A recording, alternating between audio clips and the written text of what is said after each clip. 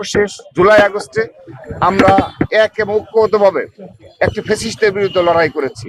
আমরা বিশ্বাস করি যেভাবে আমরা কাঁধে কাঁধ মিলিয়ে ফ্যাসিস্টের বিরুদ্ধে লড়াই করেছি, ঠিক একইভাবে আমরা কাঁধে কাঁধ মিলিয়ে একটি নতুন বাংলাদেশ বিনির্মাণ করব।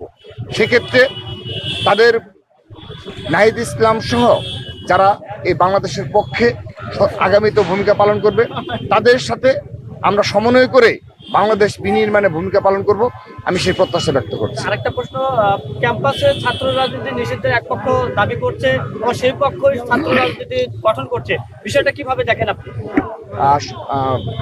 আজকের দিনে এই বিষয়ে কথা না বলাই ভালো, কারণ হলো এখন বাংলাদেশ বিভিন্ন সংকটে রয়েছে। আমরা কাউকে দোষারোপ করতে চাই না। আমরা চাই যে কারো কোনো বক্তব্য কিংবা সোশ্যাল মিডিয়া একটি স্ট্যাটাসকে কেন্দ্র করে কিংবা সামান্য ভুল ত্রুটি নিয়েই আমরা একজন আরেকজনের সময় বিষেধাগার বেশি পরিমাণে করি। আমি বিশ্বাস করি সেই জায়গা থেকে আমাদের বের হয়ে আসতে হবে। আমি আবারও বলছি, যারাই নতুন ছাত্র সংগঠন হিসেবে আত্মপ্রকাশ করছে এবং নাহিদ ইসলামের নেতৃত্বে নতুন দল আত্মপ্রকাশ করছে, আমরা তাদেরকে মন থেকে শুভকামনা জানাচ্ছি এবং এই তরুণ নেতৃত্বের মাধ্যমে বাংলাদেশের পুরো রাজনীতিতেই একটি আমূল পরিবর্তন আসবে, সংস্কার হবে এবং সকল দলেই গণতন্ত্র আরো মজবুত ভিত্তি হিসাবে দাঁড়াবে এবং বাংলাদেশের রাজনীতিরই একটি নতুন রূপে আবির্ভূত হবে।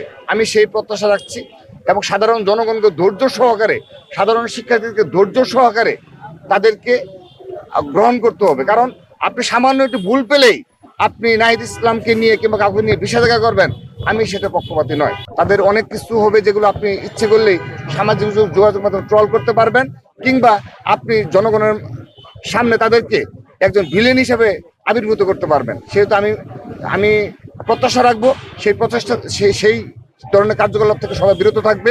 তাদেরকে সময় দিতে হবে। এই যে নতুন দল গঠন হচ্ছে, তারা গ্রামে যাবে, বিভিন্ন উপজেলায় যাবে, এইগুলো করতে গিয়ে তাদের অনেক ভুলভ্রান্তি হবে, অনেক বাজে পরিস্থিতি মোকাবেলা করতে হবে। এটা রাজনীতি। বাংলাদেশের 20 কোটি জনগণের মাঝে আপনাকে জনপ্রিয় হওয়া অনেক কঠিন এখানে।